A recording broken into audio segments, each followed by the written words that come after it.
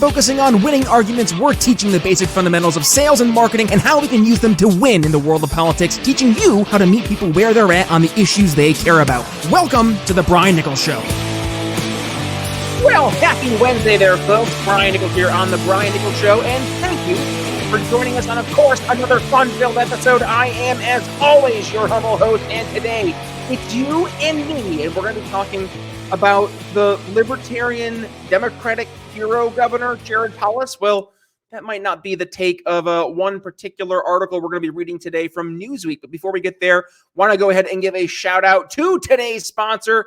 At this point, you should know him, and I pray you love him as well. Mikkel Thorup from the Expat Money Show and the host of the Expat Money Summit, taking place November 7th through November 11th, 2022. 5 days, 30 expert speakers. Join us for this free virtual summit at briannicholsshow.com/expat. And also you can sign up for a week, and I promise you will reap the benefits for generations. And by the way, make sure you go ahead and subscribe to the Expat Money podcast between now and then.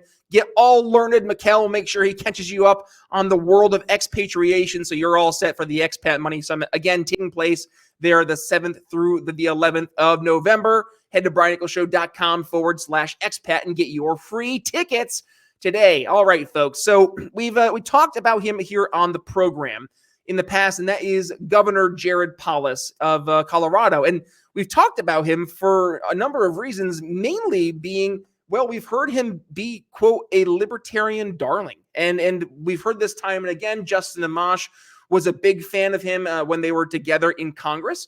And we also, I know, just heard recently Nick Gillespie. He had Jared Polis there on the Reason interview, which if you have not had the chance to go subscribe, great interview series that Nick Gillespie does over at Reason. But really quick, I want to go and check out this article that was written over at Newsweek, because believe it or not, there are some folks who are not a fan of Jared Polis and rather think that he is actually a lot more radical and not moderate in the slightest when you compare him to the way that he's been characterized, or at least he's made himself out to be. So this is an article over from Newsweek. It's called "Don't Be Fooled. Colorado Governor Jared Polis is no moderate." I'll go ahead and read this. And by the way, for our audio listener, if you want to go ahead and follow along over on YouTube, get to briannicholsshow.com. The YouTube version of this episode will be right there. You can go ahead and see what we're seeing. But I'll go ahead and read it here for you. But yes, they say,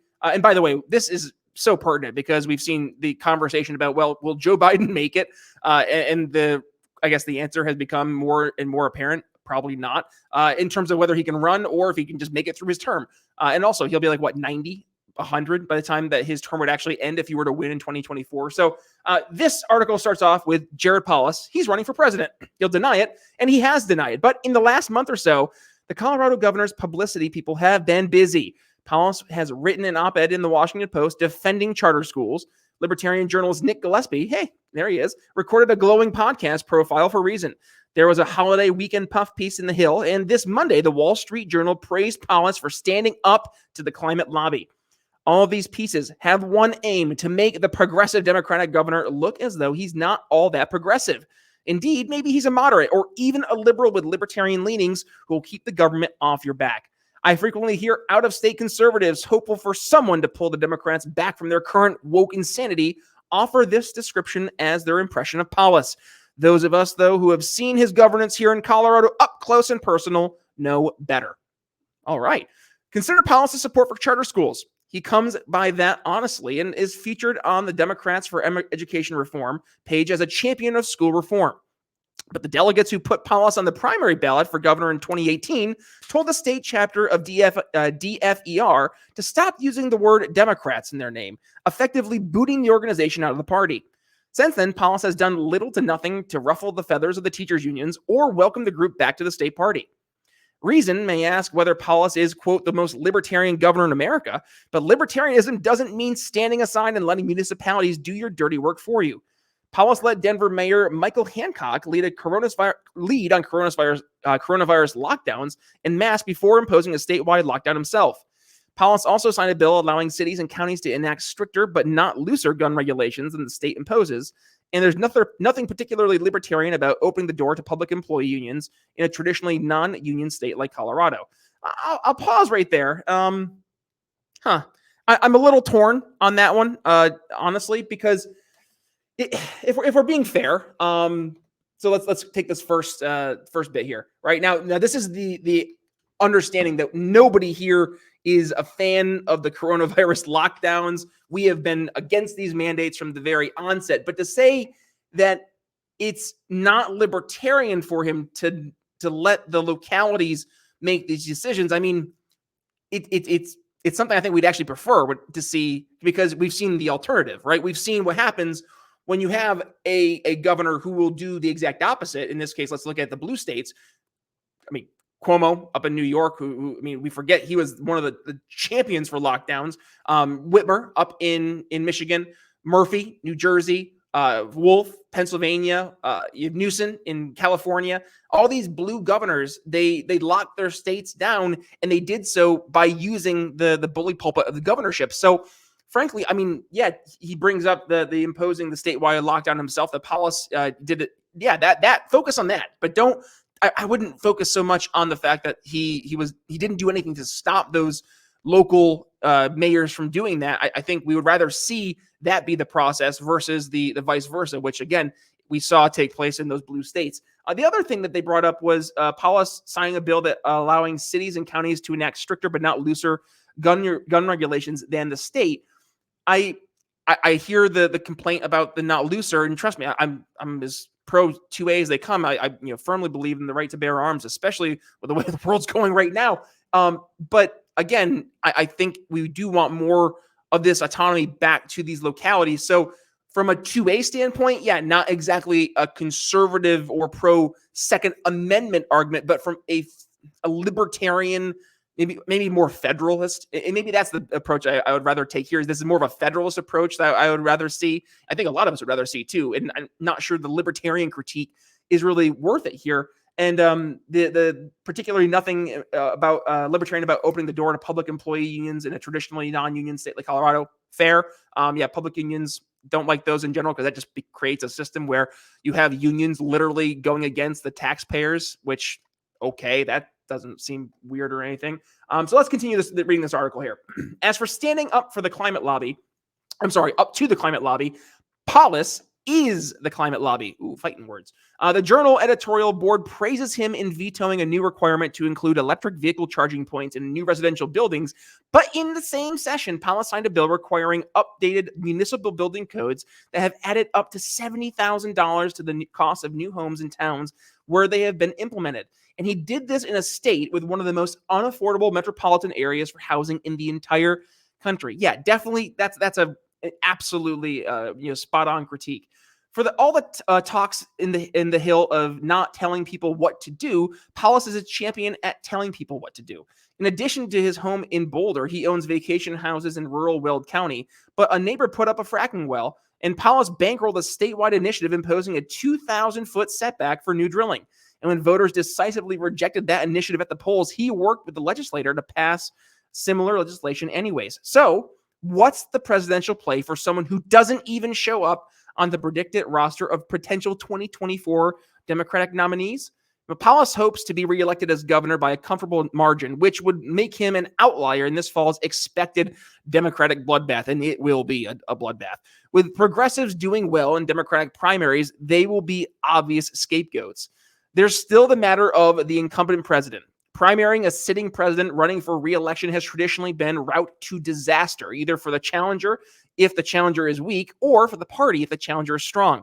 Joe Biden has reportedly been telling people he'll run a gun, God help us, and God help him. But that's my commentary, by the way. But as speculation about possible alternatives grows, the party powers that be are given the green light for alternatives to step forward. Polis's comfortable re-election, if all goes according to plan in a Republican year, in a state that continues to trend towards blue dominance, would combine with a non-threatening persona and a general impression that he has some libertarian or even conservative leanings that makes him very interesting to Democrats desperately looking for a viable general election candidate. Republicans should take a little comfort in the fact that Polis doesn't yet have much of a national profile.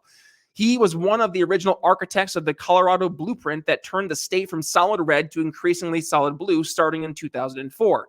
He's a clever politician, mostly letting others advance the progressive agenda, occasionally pushing back at the edges, but always from the left to give the impression of being a centrist. Increasingly, 2024 is looking like a Republican year, and even the potential for a realignment that produces a durable Republican majority. However, there are ways conservatives can blow this generational opportunity. Ain't that the truth? One is by playing along with the dangerous mythology defined by their opponents. And that's where the article ends.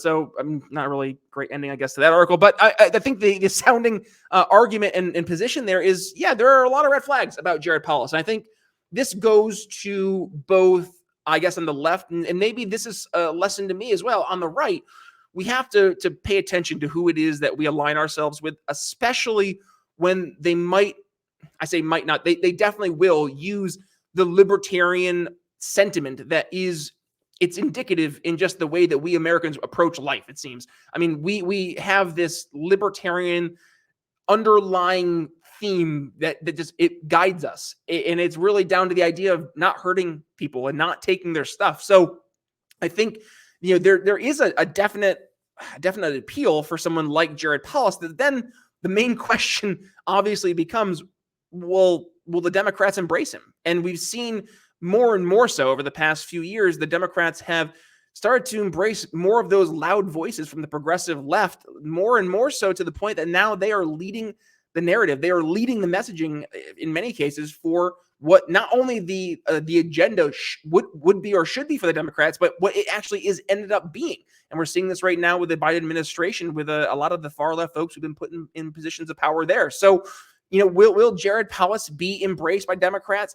Maybe some sane Democrats who are looking at what's happening right now and saying, hey, we need to slow down. But then to this article's point, is that necessarily the best thing for Republicans? Because it might be a situation, or not just Republicans too, but libertarians, because he will bring the persona of this libertarian, small L libertarian democratic self to the electorate. And will voters buy that? And is it accurate? That's the other question too. So I'll leave you there with that, folks. A shorter episode for today. I thought it was interesting because, yeah, we hear about Governor Polis all the time because he is, as Nick Gillespie said, the most one of the most libertarian-leaning governors in America. Now, I challenge that a little bit, and by that I mean a lot of it. However, with that being said, there definitely has been a growing, warm feeling, it seems, from some folks in the small L liberty camp towards Governor Polis. And again, going back to the beginning, I think it goes to Justin Amash being in Congress and working with him hand in hand on a lot of issues, and him looking at him as an ally, and that's fair. But is he necessarily someone that is our target market? In some areas, yes, but in a lot of areas, I would say probably not. So it is important for us, I think, to also acknowledge who we are speaking to. Another thing that happened recently, I'm not sure if you guys pay attention to this, but the New Jersey gym owner, I forget his name off the top of my head, but he was the one who fought back during the entire pandemic, keeping his gym open. He was going to run for Congress as a Republican, lost in the primary, and now he has switched his affiliation to Libertarian. I know he's joined the Libertarian Party, and I think he's still considering running, or he is still running. But either way, we're seeing, I think that is the person we want to speak more to. It's not the person who is in this squishy, centrist, moderate, weird kind of like, they want to be small L libertarian, but they still want to have a little bit of that wokeness and progressive buy along with them. I think we need to get I firmly believe we need to get away from that being the person we're targeting, and instead target more of your average person, your gym owner, right? Your business owner, your average person. That's who we should be speaking to. So with that being said, I do want to end today's episode with a special shout out to another one of our awesome sponsors, and that is Ebles. Now, Ebles has been here from the very, very beginning, and I cannot thank them enough for being a just consistently awesome sponsor, but also a consistently awesome product. I've been using Ebles. I'm holding up right now for the YouTube watcher. They can see the Ebles Freeze Gel. I've been using that literally daily the past few weeks for my back. But also they have a lot of other great products, from topicals to ingestibles. And again, for anybody who's weirded out by the idea of CBD, guys, CBD. It's all health, no high. So you don't have to worry about anything there. Head to briannicholsshow.com/ebles, 15% off at checkout. Please, if you're interested in ebles, I promise you will not regret the one time. Just go one time. That's all it takes to experience the ebles difference for yourself. Start your better future tomorrow. What is my expression? Start your better tomorrow today. Yeah, something like that. But hey, either way, ebles, check them out. briannicholsshow.com/ebles. Yeah, you can tell I'm tired. It's been a day, folks. And with that being said, I think I'm going to wrap things there. If you enjoyed this shorter episode, please do me a favor. Go ahead and give it a share. And when you do, give yours truly a tag at B Nichols Liberty. Otherwise, we have a great guest coming up for you tomorrow. I'm going to keep that hidden behind the scenes. But otherwise, oh, by the way, did you check out yesterday's episode? So yesterday we had Ted. Oh my goodness, Ted's name just escaped me. He's a senator down was a senator down in Colorado. Ted Harvey, there we go. Sorry, who joined us, and he is also the chairman of the it's a committee to defeat the president. It was the committee to defend the president. StopJoe.com. I'll include that video over here. So if you're here on YouTube, make sure you go ahead and click that, check that video out. And also, if you're here over on the audio version of the podcast, just click the artwork. It'll bring you right to briannicholsshow.com, where you can find today's episode. You can find the video version of the program and the entire transcript of today's episode. But with that being said, it's Brian Nichols signing off here on The Brian Nichols Show. We'll see you tomorrow. For listening to The Brian Nichols Show. Find more episodes at briannicholsshow.com.